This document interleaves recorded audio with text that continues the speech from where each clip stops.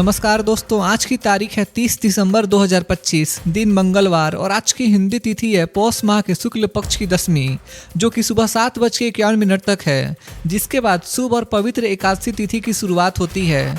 यह एकादशी तिथि सुबह 7:51 से लेकर अगले दिन 31 दिसंबर की सुबह 5 बजे तक चलेगी।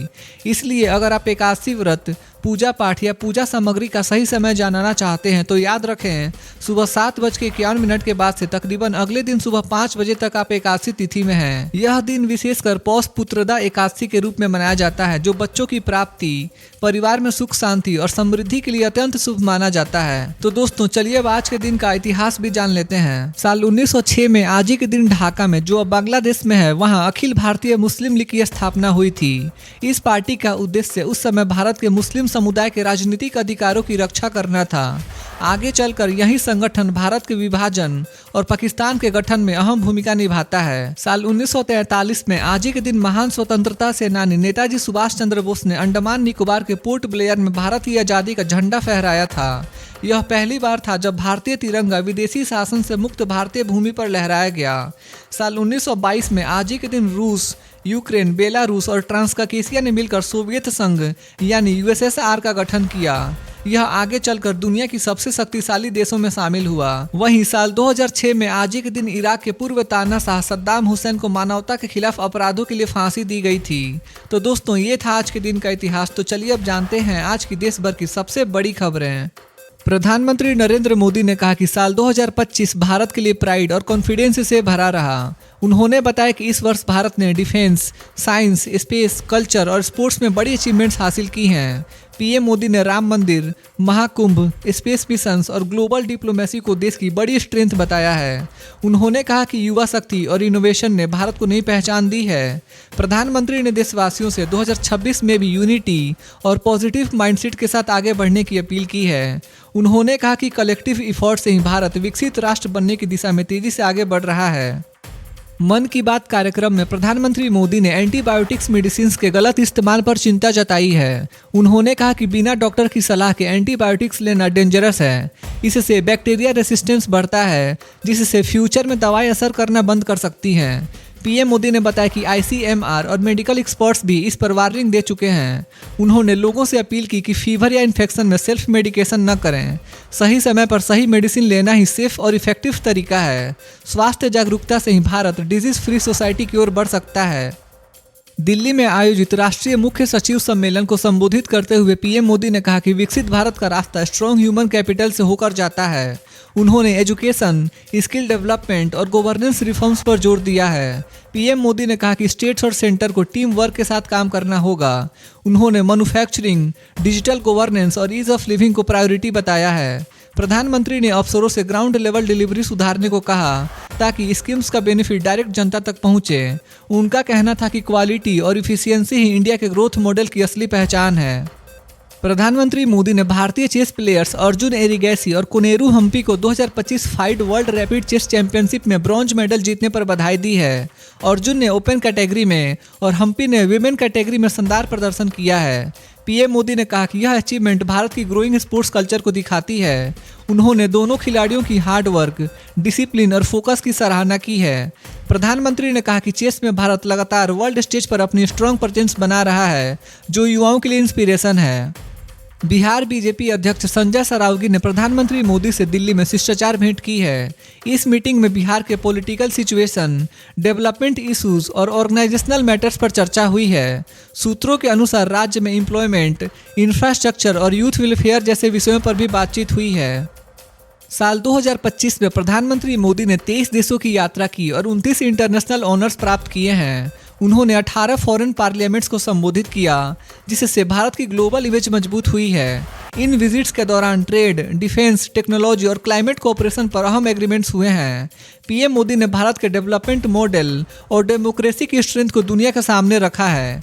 एक्सपर्ट्स के मुताबिक इन डिप्लोमेटिक एफर्ट्स से भारत की स्ट्रेटेजिक पोजीशन और सॉफ्ट पावर दोनों को मजबूती मिली है। यह भारत की फॉरेन पॉलिसी का स्ट्रॉन्ग ईयर माना जा रहा है। बिहार की पूर्व मुख्यमंत्री राबड़ी देवी के पटना स्थित 10 सर्कुलर रोड आवास से देर रात सामान हटाने की खबर सामने आई है।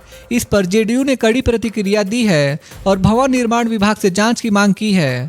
पार्टी नेताओं का कहना है कि सरकारी आवास से इस तरह सामान हटाना सस्पिशियस लगता है।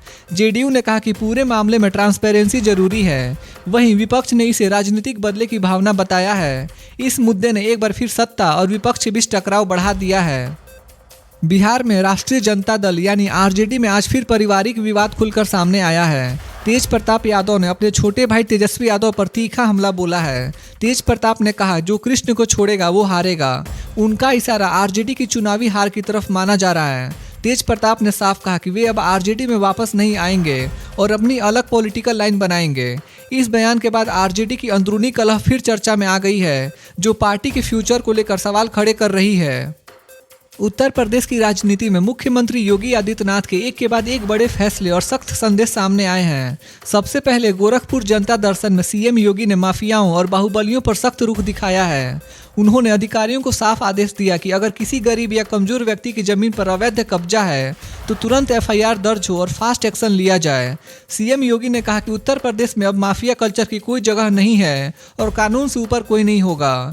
वहीं लखनऊ में पुलिस मंथन 2025 कार्यक्रम के दौरान मुख्यमंत्री योगी ने कहा कि उत्तर प्रदेश का लॉ एंड ऑर्डर मॉडल अब पूरे देश के लिए एग्जाम्पल बन चुका है। उन्होंने बताया कि मजबूत पॉलिसिंग और स्ट्रिक्ट एक्शन की वजह से क्राइम कंट्रोल बेहतर हुआ है, जिससे यूपी एक स्ट्रॉन्ग इन्वेस्टमेंट डेस्टिनेशन बन रहा है। इसी कार्यक्रम में सीएम योगी ने cyber crime, fake social media और इलीगल रिलीजियस कन्वर्जन रैकेट्स पर जीरो टॉलरेंस पॉलिसी की घोषणा की। उन्होंने कहा कि कई नेटवर्क फॉरेन फंडिंग से चलते हैं, जिन पर एआई और मॉडर्न टेक्नोलॉजी की मदद से कड़ी नजर रखी जाएगी। इसके अलावा बढ़ती कोल्ड वेव और डेंस फॉग को देखते हुए योगी सरकार ने बड़ा फैसला लिया है। कक्षा 1 से 12वीं तक के सभी स्कूल 1 जनवरी 2026 तक बंद रहेंगे। साथ ही प्रशासन को अलाव, रैन बसेरे और कंबल वितरण की व्यवस्था मजबूत करने को निर्देश दिए गए हैं। उत्तर प्रदेश में योगी सरकार का साफ संदेश है, सुरक्षा, कानून और जनता की सेफ्टी सबसे पहले। दिल्ली के पर्यावरण मंत्री मनजिंदर सिंह सिरसा ने राजधानी के बढ़ते प्रदूषण को रोकने के लिए आईआईटी कानपुर के साथ AI based pollution control system पर बातचीत शुरू की है। पर्यावरण मंत्री ने बताया कि इस सिस्टम से पॉल्यूशन सोर्सेज को रियल टाइम डाटा के जरिए आइडेंटिफाई किया जाएगा। पिछले 24 घंटों में दिल्ली में 300 से ज़्यादा कंस्ट्रक्टिव साइट्स की जांच, हजारों गाड़ियों के चालान और सड़कों पर मैकेनिस्ट क्लीनिंग कराई गई हैं। सरकार का कहना है कि एआई टेक्नोलॉजी से पॉलिसी मेकिंग और क्विक एक्शन दोनों आसान होंगे। यह कदम दिल्ली की हवा को सुधारने की लॉन्ग टर्म स्ट्रेटजी का हिस्सा है। कल भारत में सोने की कीमत में हल्की गिरावट देखी गई है। 24 कैरेट सोना 13,925 रुपये प्रति ग्राम, 22 कैरेट सोना 12,765 रुपये प्रति ग्राम और 18 कैरेट सोना 10,444 रुपये प्रति ग्राम पर ट्रेड कर रहा है। अंतर्राष्ट्रीय बाजार में सोने की कीमत में कमी और डॉलर के मजबूत होने के कारण यह गिरावट हुई है। निवेशक अभी भी सोने को सुरक्षित निवेश मान रहे हैं। वर्ष के अंत में ट्रेडिंग कम होने की वजह से कीमतों में उतार चढ़ाव जारी रहने की संभावना है। रिजर्व बैंक ऑफ इंडिया ने कहा है कि डिजिटल फ्रॉड और ग्राहक शिकायतें बढ़ रही हैं। इसको ध्यान में रखते हुए आरबीआई ने इंटीग्रेटेड ओम्बुड्समैन स्कीम का विस्तार किया है और शिकायत मैनेजमेंट सिस्टम 2.0 लॉन्च किया है। इसका मकसद ग्राहकों की सुरक्षा और भरोसा बढ़ाना है। डिजिटल लेन देन बढ़ने के कारण यह कदम जरूरी हो गया है। अब बैंक ग्राहक आसानी से अपनी शिकायत दर्ज कर सकेंगे और जल्द समाधान पा सकेंगे। यह पहल बैंकिंग सिस्टम को और मजबूत बनाएगी। तो दोस्तों, आज के लिए बस इतना ही था। देश भर के छोटे बड़े अपडेट्स और हर दिन के मुख्य समाचार देखने के लिए हमारे YouTube न्यूज़ चैनल इंडियन जनता न्यूज़ को सब्सक्राइब जरूर करें। मिलते हैं अगले वीडियो में, तब तक के लिए बाय बाय, टेक केयर, जय हिंद।